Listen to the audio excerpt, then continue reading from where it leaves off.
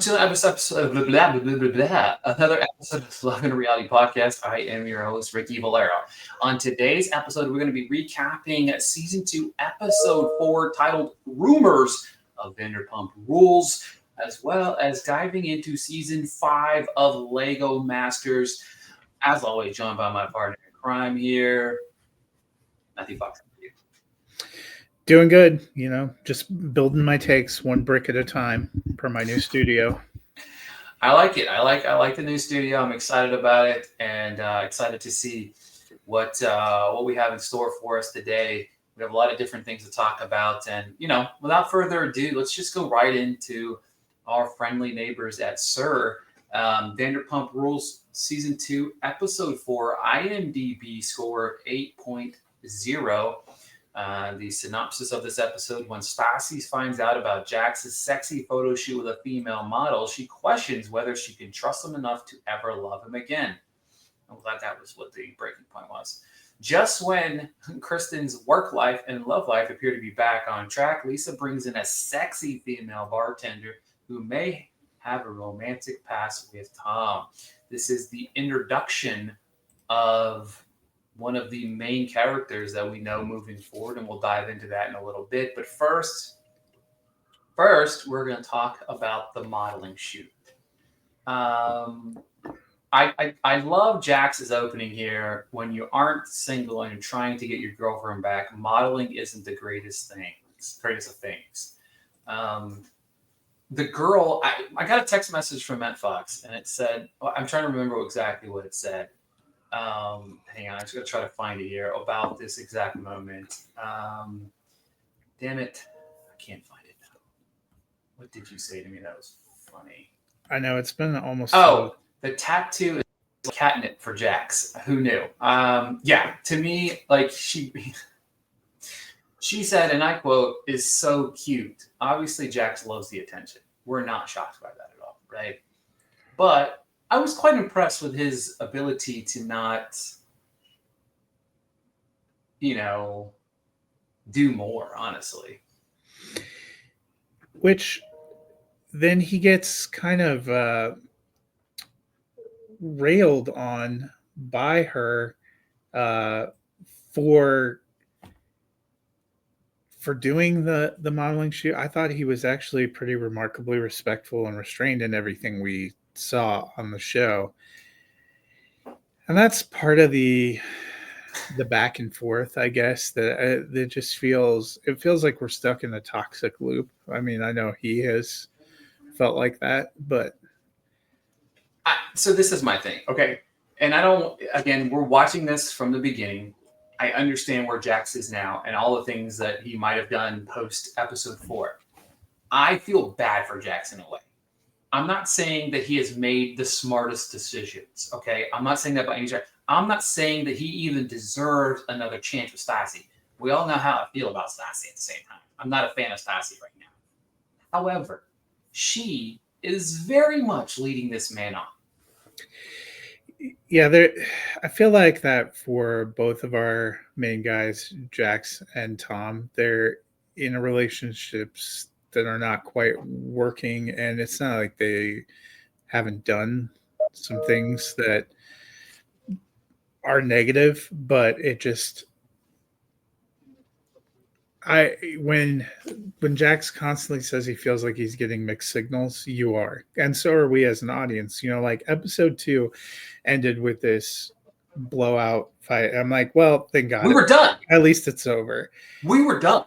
And then continuing to go back and forth. And honestly, I understood at the ladies' lunch why Kristen was a little bit angry at Stassi for a double standard in relationships, because she does.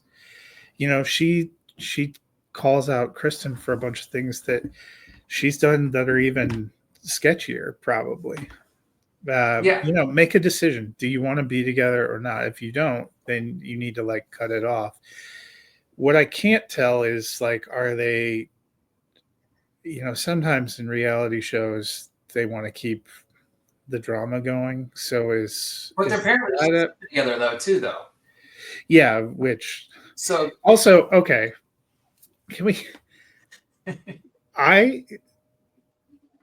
don't understand the having frank conversations about your sex life for the camera. Like, I don't come on this podcast and talk to you about every encounter I've had. And if you started to launch into me, I'd probably, go Sheldon Cooper and have to go catatonic. Those guys know they're getting filmed. Both the guys and the girls, they have like a lunch gathering where they're just Spilling the tea on the sex life. Hey, look, we did find out one big thing about Jax Taylor. He is in love with some BBW porn. that was rough too. Also, so again, I first off, I didn't know Jax wanted a sweater line. This was news to me. This is the first I've heard about this in a season and a half. He doesn't seem fashionable either. No, so. And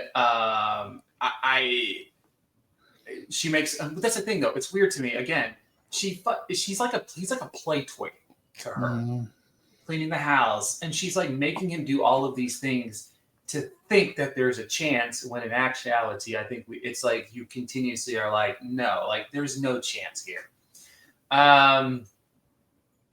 Exactly. He said he had a vision for his sweater line, which I laughed. Also, Jax saying it's water under the bridge. Like, watch what you say, man. Like, I just, and to be honest with you, again, it's hard to give the cheater a benefit of the doubt line from Stassi really pissed me off, because it's like, then stop talking to him, period. Kristen, Tom, now we get to dive into this a little bit. I do love Jack. Nothing makes me laugh more than Jax giving relationship advice. It's hilarious to me. Tom's one-liner of "she pisses me off, but I love her" is a great line by Mr. Sandoval himself. I think that Tom is now buying cute things for the apartment, and she's all about it. And then, of course, she says she's returning to work and needs money. That's why she's returning. That's why she's returning. And then, of course, the big news that we get here is the biggest thing of our episode is Ariana working at SIR, right? So there's a whole arc that we have in store for our future with Ariana, which I genuinely don't know a whole lot about. So I'm happy that I don't, because like a lot of this is fresh for me. I don't really know a whole lot about Ariana. I know you know a little bit she was on Dancing with the Stars, right? She was the one on Dancing with the Stars? Yeah, she was the one on Dancing with the Stars. So I know how her time on the show is going to end. Yeah. So but interesting. So we've seen her before. I think it was interesting. They noted she works at Lisa's other restaurant, which might have been what got mentioned before. But a couple of things that stood out to me. She's good friends coming into the show with Sheena, which we haven't seen that many, but also good friends with Tom. And I thought his training back and forth, Stassi and tried to make it seem like it was untoward, but I thought it was just kind of like fun banter between colleagues. Friend banter is all I got from that entire scene. And their preview for Coming Attractions certainly made it seem like these two had hooked up in the past, but they both adamantly deny that they ever did. Yeah, exactly. So that's like made a little manufacturing drama that maybe doesn't already exist. You're muted. I love where Lisa says, if I had to fire everyone that didn't get along with Kristen, I wouldn't have no staff. I'm like, well, maybe fire Kristen? I don't know. What's interesting, though, is she talks about how difficult she is, but I seem to recall from, I think it was in the first season, where she talked about Kristen being a prickly personality, but really great at her job. Yeah. So. Yeah, for sure. Jax obviously cannot, get himself out of starring shit, because he said he'll plead the fifth about the whole Tom and Ariana thing. But then, of course, he says, I haven't personally seen them have sex, but basically insinuating they have sex. I do love the line, just rumors, which makes me really happy whenever you hear the title of an episode in an episode. So that kind of made me happy, which wasn't really hard to say. He's not a very good friend to Tom. No, totally not. He lets, he lied to Tom last year and let Tom go to bat for him in a huge way. And then he doesn't take Tom at his word, and I actually think he manufactured some of that. Yeah, the whole rumor starts with him. The whole rumor starts with him saying, "Hey, yeah, I know for a fact these two slept together." Obviously, Lisa tells Kristen about Ariana coming in, and then of course Kristen says to Lisa, "There's not going to be any issues." Which then we switch to the confessional where Kristen says she hates Ariana will be working at SIR, which was hilarious. She said she needs to be the bigger person. Lisa said she's watching her and not going to give her another chance. Bullshit. Ariana and Sheena's conversation was definitely interesting. You can see that this is where I believe Ariana is a way better friend to Tom than Jax is to Tom. I don't really love the idea of making light of, Kristen, her bipolar, needs to get medication. She said the rumor of her and Tom, she's not going to address him. She said they've been friends since day one. Ariana had the lineup thing. I'm already going to spoil it. She was my MVP of this episode, but she's like, I'm smarter than you, cooler than you, prettier than you. Get the fuck over it.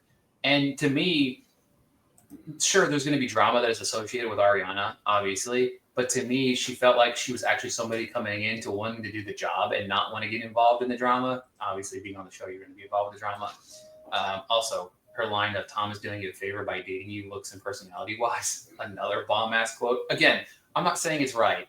It's bullshit and just being mean. But I agree with you, though. Like, to me, that was one of the things that stood out to me. Like, Stassi made such a big deal about the training aspect. It made no sense to me.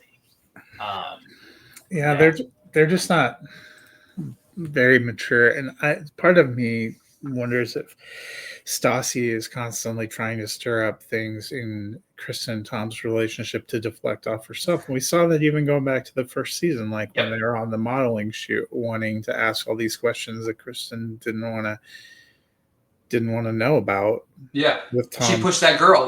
Girl in Tom. Yeah, exactly. She pushed her over and over again.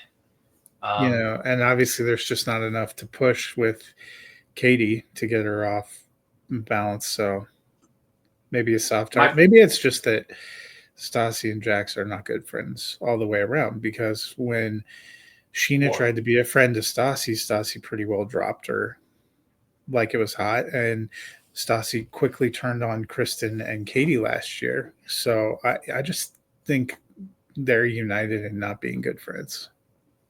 Yeah, I'll totally agree. 1,000%. A lot of these people shouldn't be friends. Also, my favorite thing to do every week now is to text Matthew Fox a random quote from Tom Sandoval from the show. This week was, "Pits are awesome. They are the new thing." He was very confused by this comment, and I understand why. Yeah, I guess that wasn't one of the things that stood out to me when I was watching, but I think that was him and Jax going back and forth, right? Talking about outfits. Yeah. I kind of tune that out. I have a lot of friends that are guys. I'm a guy for a long time. I don't call you up and ask you for fashion advice. I don't. I wear hoodies 99% of the time. So I think 95% of our communication is memes I find on the internet and fantasy football trades.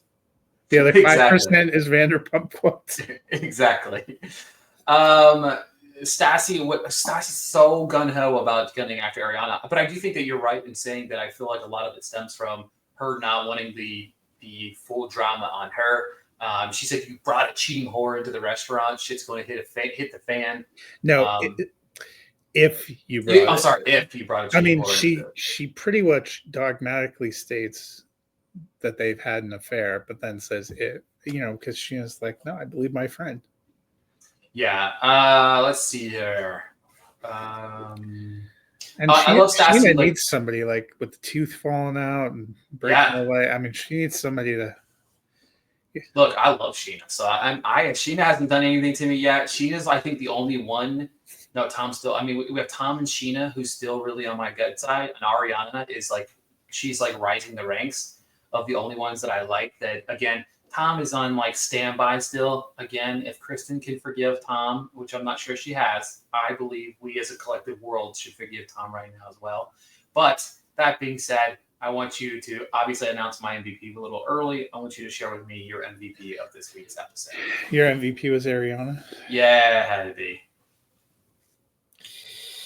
That's a real There wasn't a lot of MVP like um, Outside of her, I really didn't think anybody was like. behavior.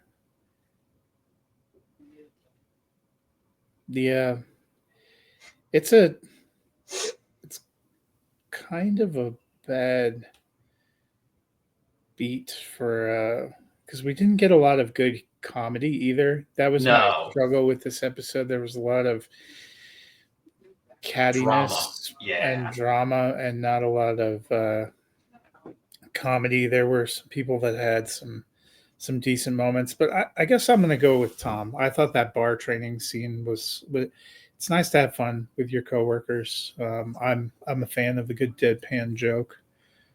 He also tried to buy some nice things for his house. I'm not too down with the your friend has barely sat down at a table in a public restaurant and you're talking about your sexual exploits. That gives me pause. But Everything else, though. Everything else. yeah, All right. I'm excited for next week's episode of the Vanderpump Rules Season 2, Episode 5. I haven't really read too much into it. Not going to read too much into it. We're going to transition the back half of this episode to talk about the Season 5 of Lego Masters.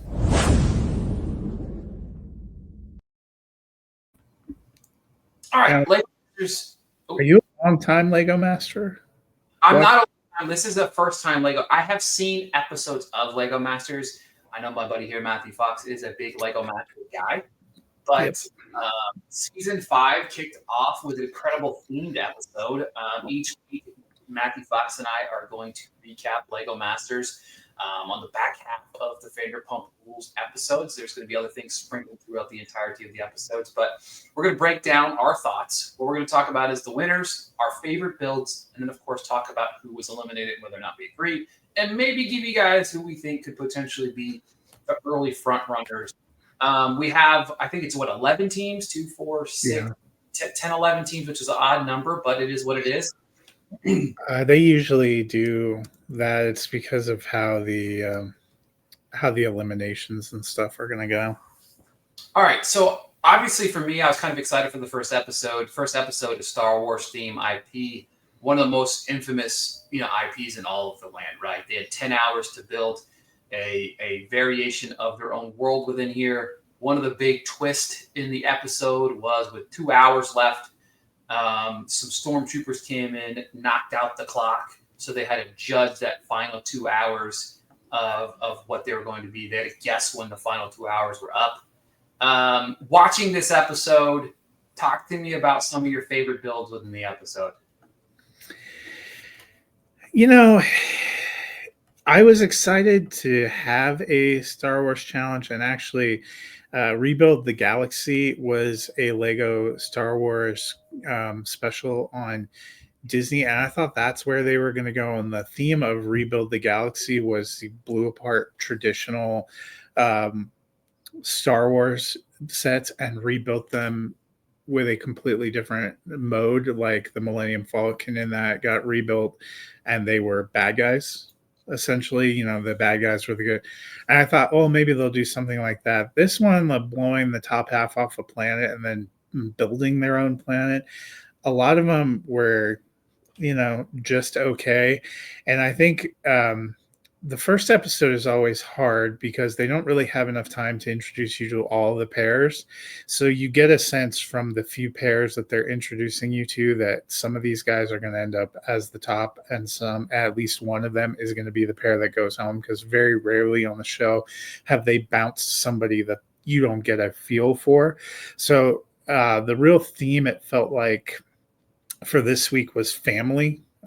They have a ton of family pairings, and I think right away I started getting White Lotus season 3 vibes from that one pairing of the siblings. I forget their. It's the bro. Isn't the one that team that won, right? No, they didn't win. The ones that won were the two brothers. The one that's Ben and Michael. Was it Ben and Michael? Yeah, Ben and Michael, who is a weightlifter. But no, I have to. It's Ian and Sage. they are just the most awkward brother and sister. They were in the top two, and honestly, none of the builds totally stood out to me, but the two that they landed in the top two, I didn't think were that spectacular. And I just don't think it Ouch. was like a great week. And that's Yeah. part of the problem. Like the two in the bottom two, I didn't have qualms with because that is a consistent thing that Amy and Jamie have is when you make your build too small and you have to get up close to see all the details. It's good if there are fun details when you're up close, but you should be able to see kind of a big broad theme. And I think those two groups, it was definitely siblings night because the top two pairs were two brothers and a brother and sister, and then the one that got eliminated were also a brother and a sister. And I don't know if I feel like the note given to the casting director for this season was, can you find the most awkward family groups possible to just litter this?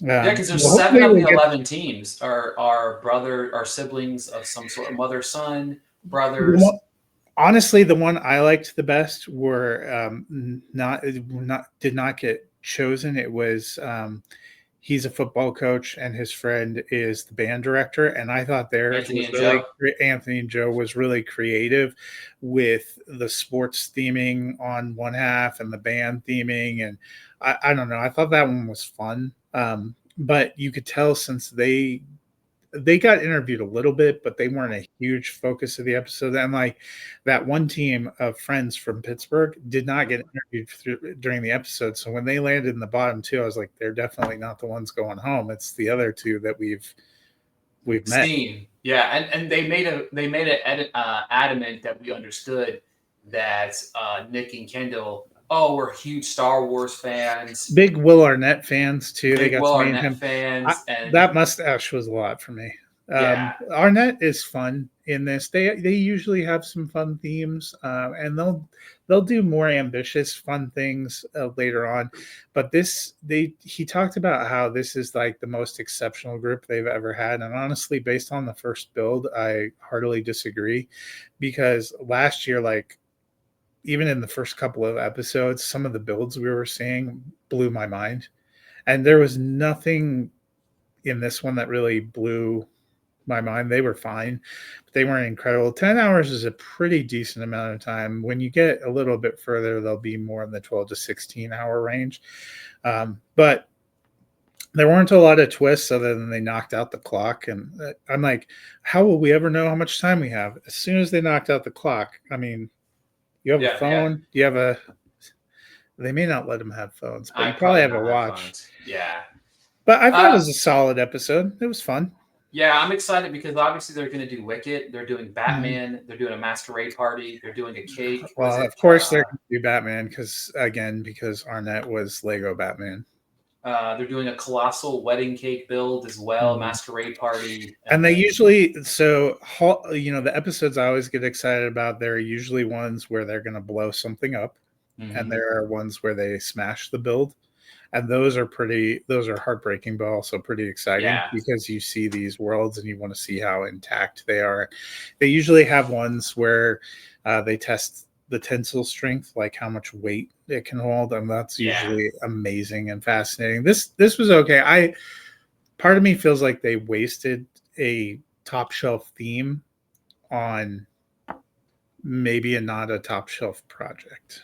yeah. For me, I didn't mind the two winners. It's funny that because you even texted me or whatever, and I was like, I was a big fan. The puppy plant thing, I just thought it was a cool idea.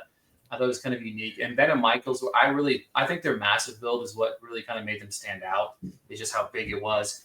I Mhm. really like the assembly line on that one. The creativity to me, like the bottom two, it did not shock me at all. Right, theirs were just No, the it didn't. karaoke thing seemed like a fun idea, but as they were building it out, I'm Yeah, like, this is too flat. It's too small. yeah, It wasn't even dynamic colors. yeah.